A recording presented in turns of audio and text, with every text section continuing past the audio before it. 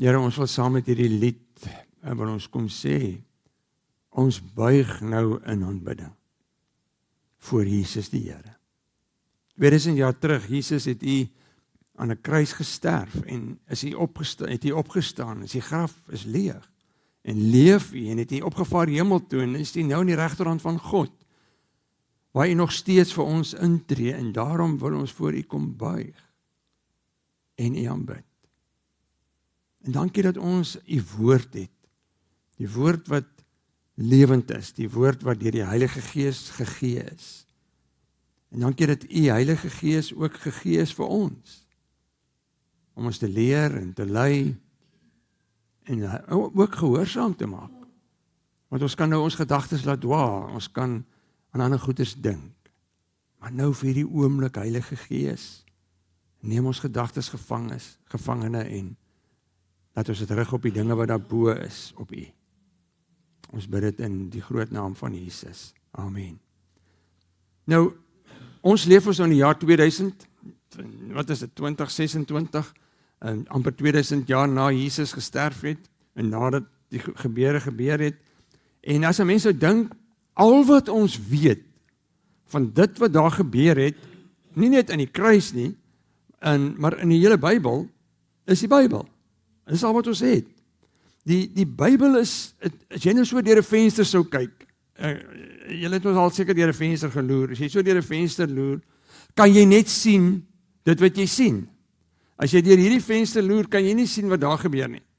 Maar as jy deur daai venster gaan loer, gaan jy sien wat daar gebeur. En so gaan jy deur elke venster iets anders te sien. En dis wat die Bybel is. Die Bybel is 'n venster van God, aangaande God, stories van God. Dis stories van Jesus, dis stories van die kerk. En soos wat jy deur daai venster kyk, maak God dit aan jou bekend. Nou baie mense kyk deur hierdie venster van die Bybel en dan vind hulle dit baie moeilik om dit te glo. Sê dit kan nie waar wees. Jy kyk al hierdie goeters. Ander mense loer deur die Bybelse venster en hulle sê, "Wel, dis vir my interessant." Ander sê, "Nee, ek vind dit nogal leersaam." Partykeer sê mense, "Ek het die Bybel gelees en dit het my laat sleg voel terwyl ek nou gelees het," of "Dit het my laat goed voel." Ander mense sê, "Ek het die Bybel gelees en dit het my kwaad gemaak vir wat ek gelees het, want ek wou dit nie gelees het nie." Ander mense kyk deur die venster en dan sê hulle, "Dit het my verander." Maar die Bybel is 'n venster. En, maar dit was nie bedoel net vir dit nie. Die Bybel was nie net 'n venster nie, of is nie net 'n venster nie. Dis ook 'n spieël. Want as jy in die Bybel inkyk, dan sien jy nie net die storie van God aangaande mense wat sy storie nie. So meer jy in die Bybel inkyk, sien jy jou ook daarin. Want ons leef 2000 jaar later, en as ek so kyk na die Bybel, dan sien ek my ook daar binne staan, want God is ook met my besig. En dis wat ons vanoggend gaan doen. Ons gaan so 'n bietjie in die venster inloer, en die venster wat ons vanoggend gaan op fokus, is die kruis. Is nou net na Paastyd, en ek het gedink die paar weke gaan ons 'n bietjie fokus op die kruis. So ons kyk deur 'n venster, en ons sien die mense rondom die kruis, en ons wil hê dat God ons moet leer van hulle. Maar ook, terwyl jy so kyk, bid ek, en dis waarvoor ek gebid het, dat jy jouself sal begin sien in die spieël. En waar staan jy rondom hierdie kruis? Sover het ons gepraat, die eerste goeie Vrydag het ek gepraat oor die twee misdadigers wat aan die linkerkant en die regterkant van God gehang het, van Jesus gehang het. So dis die venster wat ons gesien het. En die een ou, ek dink is die ou aan die linkerkant, die Bybel sê nie, maar ek vermoed so, hy het Jesus gevloek. Ja, aan die ander kant, hy het na Jesus gekyk en gesê, dink aan my, as jy vanaand in die paradys kom. En Jesus het vir hom gesê, jy sal vanaand saam met my in die paradys wees. Dis die prentjie wat ons gesien het. As jy 'n spieelbeeld sien, dan is jy een van hierdie twee. Die wat Jesus verag, of die wat aan hom geglo het. Verlede Sondag het ons gekyk, het ons fokus gesit op die kruis, nadat Jesus dood is. En ons het gekyk na die disippels en niemand het gemove nie. Niemand het vorentoe gekom nie. Jesus se lijk het daar gehang, en ek het vir julle laasweek gesê, as 'n lijk, as die son sak en 'n lijk hang nog aan die kruis, het hulle hom gevat en in die ashoop, op die ashoop gaan gooi, sodat die honde hom kon opvreet. Niemand het gekom nie. En toe skielik, en dis die prentjie wat ons gesien het Josef en Nikodemus gekom, 2 mense wat deel is van die Joodse raad wat Jesus ter dood veroordeel het, en hulle was in die geheim disippels van Jesus, en God het so mooi gewerk, en hy het hulle gebruik. Nou vandag se spieël, vandag se venster, is 3 ander groepe mense. Die eerste persoon wat ons na kyk is Pilatus. Nou kom ons lees daarna. Nou ons lees daaroor. Ek gaan 'n langer stukkie lees. Daarna het Pilatus die priesterhoofde, die lede van die Joodse raad en die volk bymekaar geroep en vir hulle gesê: "Julle het hierdie man voor my gebring as 'n opraaier van die volk. Nou ek het in julle teenwoordigheid die saak ondersoek en ek het in hierdie man geen grond gevind vir die aanklag wat julle teen hom inbring nie." Herodes het ook nie. Wat gebeur het? Herodes is die koning van Galilea. Ek sal nou iets daaroor sê. En hulle het hom na Herodes toe gestuur en Herodes sê: "Hierdie ou daar's niks verkeerd met hom nie." Want hy het hom na my toe teruggestuur. En hy het beslis niks gedoen wat die dood verdien nie. Nou is my so ironies. Hy sê vir hulle: "Hoor, hierdie ou het niks verkeerd gedoen nie." En dan sê hy: "Ek sal hom dus laat geesel en laat loslaat. 39 houe gee vir iemand wat onskuldig is. Ek het hom nou net onskuldig bevind, maar gaan hom in elk geval straf." Lukas gaan verder. Hy sê die 3de keer sê Pilatus vir hulle: "Watter kwaad het hierdie man gedoen? Ek het niks in hom gekry wat die doodstraf regverdig is nie. Ek sal hom dus laat geesel en dan loslaat." En dit egter met 'n harde geskreeu aangehou om te eis dat Jesus gekruisig moes word. En hulle het geskree, en hulle geskree het die oorhand gekry. En Pilatus het toe besluit om aan hulle eise te voldoen. En Matteus skryf daaroor, hy sê Pilatus het vir hulle gesê: "Wat moet ek dan doen met Jesus wat Christus genoem word? Kruisig hom," skree hulle almal. Hy vra: "Watter kwaad het hy dan gedoen?" Maar hulle skree nog harder: "Kruisig hom." En toe Pilatus sien dat dit niks gaan help nie, en dat daar eerder 'n oproer gekom het, het hy water gevat en voor die skare sy hande gewas en gesê: "Ek is onskuldig aan die bloed van hierdie man, dis julle verantwoordelikheid." Terwyl ek het gelees het en voorberei het ek gewonder, wat sê ek nou na ek het gelees het, sonder om nou lelik te praat. Maar ek wil sê, wat 'n puppet was hierdie ou. Nee, maar julle moet nou eintlik verstaan, as ons oor Pilatus praat, waarom was Pilatus in hierdie prentjie? Want hoe dit daai tyd gewerk het, die Romeinse regering het die wêreld beheer, die bekende wêreld daai tyd beheer, maar die plaaslike volk het hulle eie sake bestuur. So is die plaaslike volk het hulle iemand aangewys om hulle sake te bestuur. En in die geval van Israel het hulle koning Herodes aangewys. Herodes die Grote. Toe Jesus gebore was Herodes die Grote oor die 5 provinsies van Israel in beheer gewees. Dit was nou onder andere Samaria, Galilea waar Jesus gebly het, Judea waar Jerusalem en Bethlehem was. So Herodes die Grote was in beheer daarvan. Is ook hy was nie 'n Jood nie. Hy is aangewys deur Rome en hy het vir hom gesê: "Ons stel jou aan as die koning van die Jode," alhoewel hy self nie 'n Jood was nie. En julle weet, toe Jesus gebore is, het die wyse manne soontoe gekom en Herodes het gevra: "Waar is hierdie koning wat gebore is?" En hulle het gesê: "Ek moet net my stoel kry. Kan een van my net daai stoel kry asseblief?" Hy het gevra: "Waar is hierdie persoon wat gebore is, hierdie koning?" Ek wil sommer 'n bietjie sit. Ek gaan my beter doen. So neer. Nou weet ek nie, hoe gaan ek nou preek en sit en praat en ek gaan hande swyn. Nou sê hy. Kan jy my nog sien? So wat gebeur het, is dat Herodes het gekies, hy wou toe vir Jesus doodmaak, en Jesus, weet julle, het gevlug, en hulle is Egipte toe, en daar het hulle vlugtelinge geword, soos mense nou dink aan vlugtelinge vandag. Jesus was self ook 'n vlugteling gewees. En hulle het in Egipte gebly, en toe hoor maar koning Herodes is dood. En toe koning Herodes dood is, het hulle teruggekom. Maar wat toe gebeur het, Herodes het gesê, hy gaan die ryk, die Israel, gaan hy aan sy 3 seuns oorlaat. So Herodes, wat ons nou van gelees het, was Herodes Antipas. Hy was die koning van Galilea, waar Jesus gebly het. Daarom het Pilatus gesê, maar kom ons stuur hom na Herodes toe, maar dis eintlik, hy was die koning van Galilea.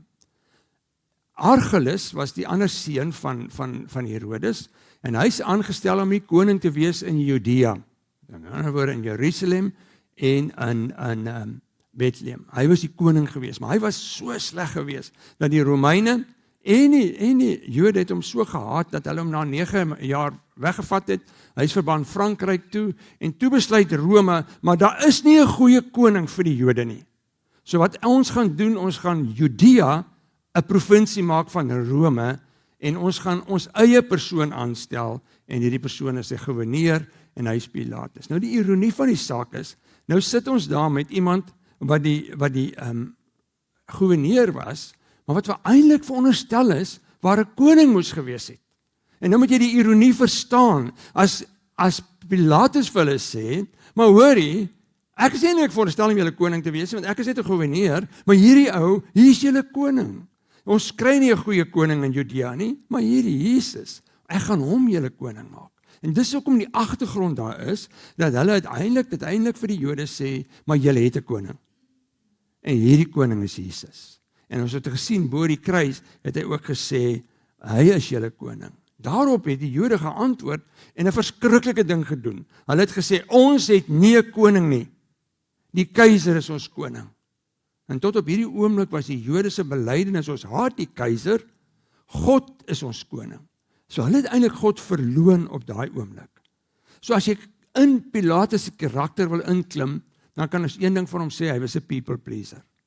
Hy wou die mense tevrede hou. Hy sê hier, hy sien al die moeilikheid is besig om te gebeur, hy sê, maar ek gaan asseblief tog net die moeilikheid veroorsaak nie, want as hier 'n oproer kom, net hoe stuur die Romeine iemand om verwyder my, en ek verloor my werk, so ek gaan asseblief net die moeilikheid maak nie. En terwyl ten spyte van die feit dat hy Jesus verhoor het, en dat hy hom onskuldig bevind het, please hy die mense, en dan maak hy hom dood.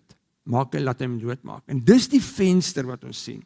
So Pilatus se venster is, hy is iemand wat die waarheid ontwyk. As jy daai volgende skyfie opsit, dit was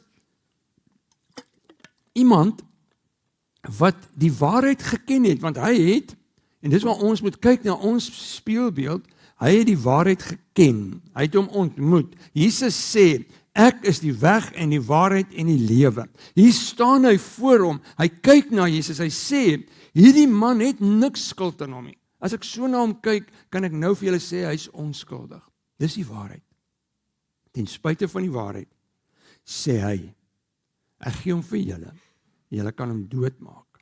Hy het die waarheid ontmoet, hy was in die waarheid se teenwoordigheid, want Jesus sê, ek is die weg en die waarheid en die lewe, en hy het die leuen gekies. Hy het gekies om die vader van die leuen te volg. Hoekom? Want hy was bang om sy troon prys te gee. Hy was belangriker, sy posisie op die troon was vir hom belangriker as die posisie van God in sy lewe. Nou is die vraag, en dit is die groot vraag wat Pilatus vra, nie net vir hulle nie, want ons kyk mos nie net in die venster in nie, ons kyk mos nou in die spiegelbeeld. Nou hoor ons die vraag wat Pilatus vra, asof ons daar staan. Hy sê, wat moet ek doen met Jesus wat Christus genoem word? En dis die ding, die vraag wat ons ook moet vra. En dis die spieelbeeld wat ek wil hê jy met jou raak sien. Is ek vir die jare en jare al in die teenwoordigheid van die waarheid, leef ek, en dis die spieelbeeld, is ek soos Pilatus, wat in die teenwoordigheid van die waarheid was, of is, en nog nooit gekies het, dat die waarheid op die troon van my lewe sit nie. Nooit gekies het, want ek is bang om vuis te verloor. Want die prentjie is eintlik, en Pilatus is eintlik die verteenwoordiger van ons mense, en julle wat luister, en julle wat kyk, en na hierdie later gaan luister. Jy moet volgende vir jouself vra, wie verteenwoordig Pilatus? Staan ek dalk daar langs Pilatus? Hoop nie so nie, maar dit kan wees. Want Pilatus verteenwoordig al die mense wat die Bybel ken, en wat sê, dis nou nie die regte tyd nie. Ek gaan nie nou my lewe oorgee vir Jesus nie. Ek is nog nie reg daarvoor nie. Dis mense wat leef saam met Jesus, en nog nooit 'n totale oorgawe gegee het nie. hulle lewe totaal oorgegee het hom nie. Dis mense wat saam met Jesus leef, maar die waarheid ignoreer. En die slegte daarvan is, hulle wat saam met Pilatus daar staan, is nie slegter af as daai man wat Jesus aan die kruis verag het nie. Hulle is nie slegter af as Pilatus nie. Ek is jammer om dit te sê, maar en dit breek eintlik my hart om dit te sê, is dat daar mense kan wees wat vandag hier is, en ek hoop nie so nie, en wat luister nie, maar wat saam met Jesus leef, en hom nie kies nie. En dan is hulle in dieselfde posisie, as Pilatus, en hy man, wat Jesus verag het. En dan gaan hulle die ewigheid, hulle gaan Pilatus ontmoet, ek gaan nie vir Pilatus ontmoet nie, maar hulle gaan hom in die ewige dood sien. Dis die spieelbeeld. Daar's 'n tweede groep mense wat daar sien, as ons nou by die venster inkyk, en hulle is die groep wat die waarheid verdraai het. Ons lees van hulle. Net so het die priesterhoofde saam met die skrifgeleerdes en die familiehoofde ook gespot en gesê, ander het hy gered, maar homself kan hy nie red nie. Hy is mos die koning van Israel. Laat hy nou van die kruis afkom en ons sal in hom glo. Hy het op God vertrou, laat God hom nou red, en as hy dan behaag in hom het, hy is immers die seun van God. Die probleem, en dis die probleem wat Jesus gehad het met die godsdienstige leiers, dwars in die Nuwe Testament, as jy lees van Jesus se argumente met hierdie godsdienstige leiers, dis die fariseërs, die skrifgeleerdes, die sadduseërs, die priesterhoofde, die familiehoofde, almal wat een of ander posisie gehad het, het Jesus geargumenteer mee, want hulle gedoen het, hulle die waarheid aangaande God, as nie Afrikaanse woord daarvoor wat dit die beste sê nie, gehijack. Hulle het gesê, die waarheid wat ons aangaande God leer in die Bybel, gaan ons verander.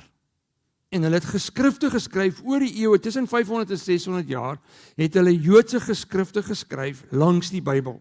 Hulle noem dit die Talmud.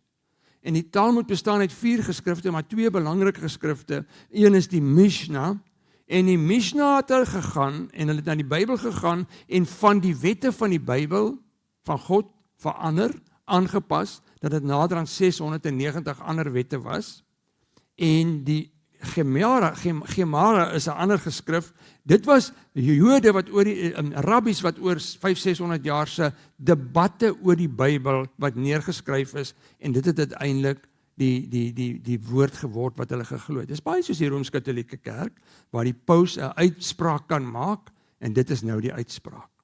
En dit was die probleem wat Jesus met hierdie mense gehad het. Want hulle het hulle godsdienstige tradisies bo die woord gesit. Hulle wette was vir hulle belangriker, of die nakoming van hulle wette was baie meer belangrik as genade. Hulle was skynheilig. Want na buite het hulle gelyk asof, en vandag sien jy hulle nog steeds daar voor die muur, oral staan en bid. Hulle het hierdie uiterlike vertoon van gelowiges. Maar binnekant was hulle korrup en bedrog en bedrieglik. En dis wat Jesus se probleem was. Hy het gesê, julle vat die waarheid en julle verdraai dit. En die slegte daarvan is, hulle het dit nie net verdraai nie, hulle het dit vir die mense geleer. Hulle het gesê, dis die waarheid, dis wat julle moet doen. En as die mense dit nie gedoen het nie, en hulle die waarheid van God gevolg, dan is hulle verban uit die sinagoge uit en uit die geloof uit. En as jy baie noise gemaak het soos Jesus, dan is jy geëlimineer. Dis soos die maffia. As jy te veel noise maak, dan haal ons jou uit. Maar ons geloof gaan jy nie aan kom verander nie. Nou, dit is 'n gevaarlike plek om te wees. As jy die venster gesien het, en jy sien nou die spieelbeeld, en jy moet nou kyk of jy langs daai mense staan, dan is dit 'n baie gevaarlike plek om te wees. Dis 'n plek om te wees, waar jy die waarheid ken, maar meer as Pilatus, jy lees die waarheid, en jy verdraai dit, sodat dit jou pas. Dit is gevaarlik, want dis mense wat godsdienstige aktiwiteite doen. Hulle gaan kerk toe, hulle bid, hulle gee geld, maar hulle het nie 'n persoonlike verhouding met God nie. Ek ken sulke mense. Ek was so. Vir 29 jaar in my lewe, ek het groot geword met kerklike aktiwiteite. Elke sonnagoggend in die kerk, sonnaand in die kerk, woensdagaand in die bidtuur, oudeling, diaken, al die goed gedoen. En was verlore. Ek het nie Jesus geken nie, daar was nie 'n persoonlike verhouding nie. Tot op 'n dag dat hy my gestop het en gesê het, maar ek soek 'n persoonlike verhouding met jou. Dis mense wat die woord lees en met die woord stry. En sê, maar dit is nie waar wat daar staan nie. Want dit pas nie my leefstyl wat daar staan nie. Ek wil hê dit moet verander word, of dis verouderd. Dis sulke mense, dis mense wat hulle manier van groot word, hulle kerklike tradisies, en die manier hoe hulle in hulle kerk dit gedoen het, bo God sit, bo die waarheid sit. En ek weet hoe dit was. Ek het in Suid-Afrika by baie gemeentes gepreek. Ek was by al hierdie hogere vergaderings gewees, synodes en ringe, en ek weet nie wat alles vir ons by was nie. En by daai vergaderings is daar ure gestry oor die woord. En hoe hulle wil hê, jy moet die woord interpreteer. Jy moet dit interpreteer, sodat dit my pas. So hierdie is nie 'n vreemde ding nie. Hierdie ding wat hierdie godsdienstige leiers daai tyd gedoen het met God, is nie 'n vreemde ding nie. Dit is iets wat ook nou plaasvind. So daarom vra ek, moet jy vandag ook kyk in die spieël. Is dit dalk ek, wat hierdie kerklike tradisie volg, en die waarheid ken, en dit wil verander, sodat dit my pas? Jy's 'n kerkmens op 'n Sondag, en in die week, dis soos ek was, 'n ateïs. Jy doen wat jy wil, jy steur jou nie aan God nie, jy leef soos wat jy wil. En die probleem as 'n mens so leef, dan maak jy die res van die wêreld weer mekaar. Want jou familie en jou vriende en jou kollegas en jou bure, almal hoor, jy sê op 'n Sondag, ek gaan kerk toe. Maar hulle sien niks van wat jy glo in Maandag tot Saterdag in jou lewe nie. Dit maak mense die mekaar. So jy moet self gaan kyk. As ek die venster kyk, is ek nie dalk ook ek wat daar staan nie. Dan was daar 'n derde groep, en hulle was die soldate. Nou as jy die soldate moet lees, ons kan nou nie al die gedeeltes lees van die soldate nie, maar as ons die venster inloer, en ons kyk na die kruis, dan sien soldate oral. Ons sien hulle in Getsemane, waar hulle Jesus kom arresteer, en dan vat hulle hom na Pilatus toe, dan vat hulle hom na Herodes toe, dan bring hulle hom terug na Pilatus toe.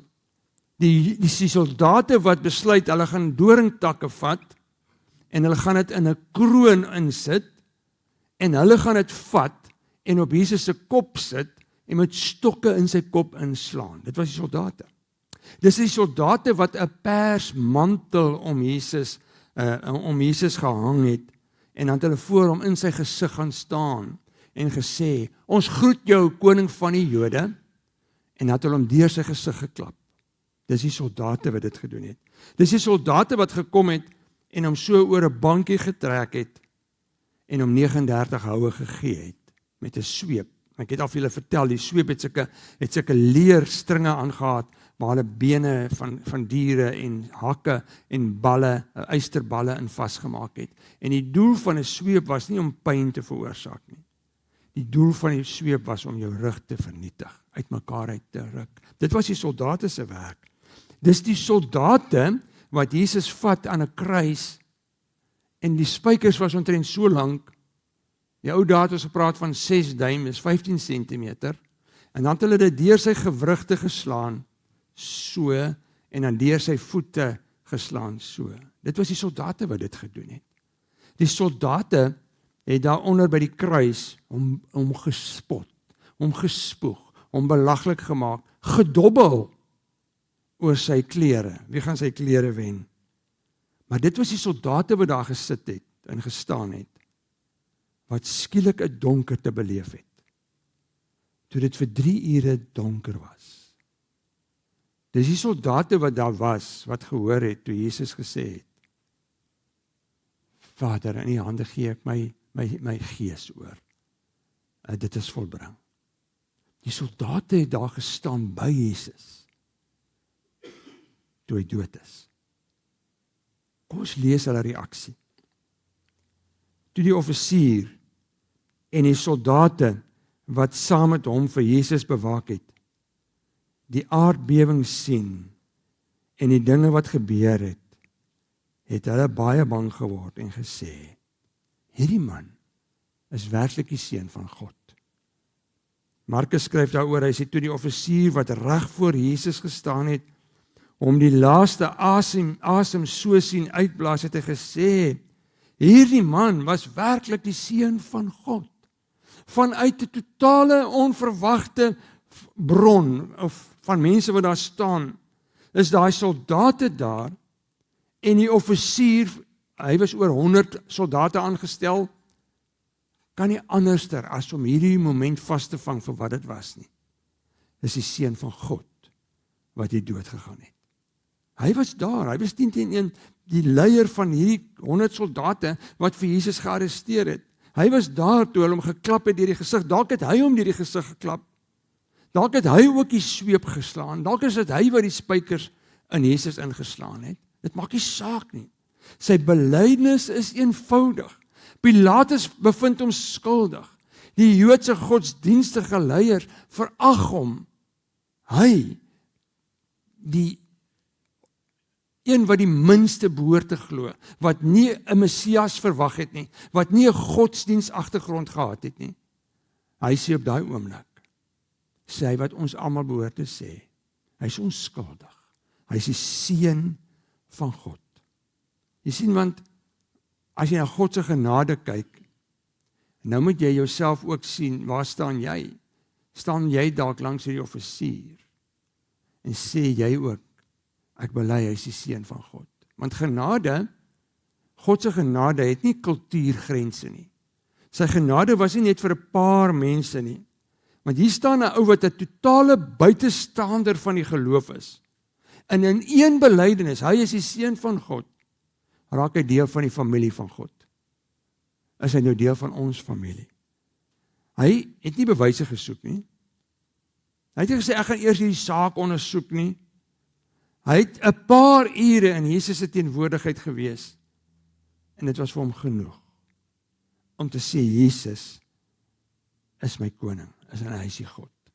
Jy sien, want geloof, en dis die probleem, is nie iets wat jy intellektueel moet uitprobeer dink nie. Dit is iets wat in jou hart gebeur. Wanneer jy sê, ek het 'n oop hart vir God. So wat vat jy huis toe? Ek wil dit van anderste vandag sê. Ek sê altyd, wat hoor ek? Ek wil nou vra, wat hoor jy? Wat hoor jy as jy vandag sou huis toe gaan en iemand keer jou voor en sê, jy was by die kerk? Wat het 'n ou daarvoor gesê? Ek gaan jou help, ek gaan vir jou sê wat jy vir hulle moet sê. Of as dit teen Woensdag is en jy het al so 'n bietjie vergeet en iemand sê vir jou, wat het die dominee gesê? Wat het God gesê? Wat het sy woord gesê? Dat jy dit sal onthou. Die eerste ding wat ek wil hê, ons moet onthou, en dis wat jy vir mense moet sê, is dat ons het in 'n venster ingekyk en ons het 3 groepe mense gesien staan by die kruis. Die eerste groep mense wat ons daar gesien staan het, of die eerste persoon wat ons daar gesien staan het, was Pilatus. Pilatus wat die waarheid geken het. Pilatus wat die waarheid ontmoet het. Pilatus wat gesê het, hierdie man is onskuldig, maar wat nie bereid was om van sy troon af te klim, sodat Jesus op die troon kan sit nie. Die tweede prentjie wat jy vir mense kan sê wat jy gesien het, was godsdienstige leiers, die mense wat veronderstel was om God te verstaan, maar wat die waarheid so verdraai het, sodat dit hulle pas. Hulle godsdienstige tradisies was vir hulle belangriker. Of jy kan vir hulle sê, ek het deur die venster gekyk, en ek het soldate daar gesien, wat nie vir God geken het nie, maar na Jesus dood is, het hulle erken, dat hy die seun van God is. So dis die vensterprentjie, wat jy vir mense kan sê, jy het gehoor vandag. Maar ek het gesê, daar's 'n spieël ook. En nou moet jy self ook gaan sê, waar staan ek rondom die spieël? Ek kan net een van 3 plekke staan. Ek staan of by Pilatus, waar ek groot geword het en ken die waarheid, maar wat vir my nog nie so oortuig het, dat ek God wil toelaat op die troon van my lewe nie. Ek wil nog steeds hom vermy. Ek sal later 'n keuse maak vir Jesus. Of, jy staan saam met die godsdienstige leiers, en ek dink dis waar baie mense staan. Hulle het groot geword met die waarheid, hulle weet wat die waarheid is, hulle lees die Bybel, maar hulle sê, ek wil dit so verander, sodat dit my pas, sodat dit vir my aanvaarbaar is. Ek wil nie 'n persoonlike verhouding met hom het nie. Ek wil net so 'n bietjie van hom lees. My tradisies is vir my belangriker. Die manier hoe ek groot geword is vir my belangriker. Of, jy kan sê ek staan saam met die soldaat, daai offisier. Ek kyk na Jesus en ek kyk na die kruis en ek kyk na die woord en ek kyk na wat God vir my gedoen het. En ek kan nie anders as om te sê, hy is die seun van God. En ek aanvaar hom, ek aanvaar sy verlossingsplan. Ek sien wat daai offisier gesien het aan die kruis. Ek sien iemand wat gesterf het, terwyl God se verlossingsplan besig is om te gebeur. Want dis wat hierdie man gesien het. Terwyl Jesus daar gehang het, het die kruis sy werk gedoen, is ons sondes vergewe, is Jesus van God verlaat, het hy die sonde van die wêreld op hom geneem, en is hy God. So ek wil dieselfde vraag vra, wat Pilatus gevra het, wat maak ek met hierdie Jesus, wat die Christus genoem word? Miskien moet ons dit omdraai en sê, God wat vra, wat maak jy met hierdie seun, met hierdie Jesus, wat die seun van God is? Jy kan net by een van 3 van hierdie keuses wees. So kom ek bid vir ons.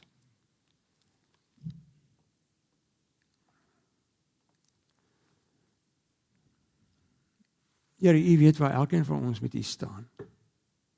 Baie van ons kyk in die venster van die Bybel in,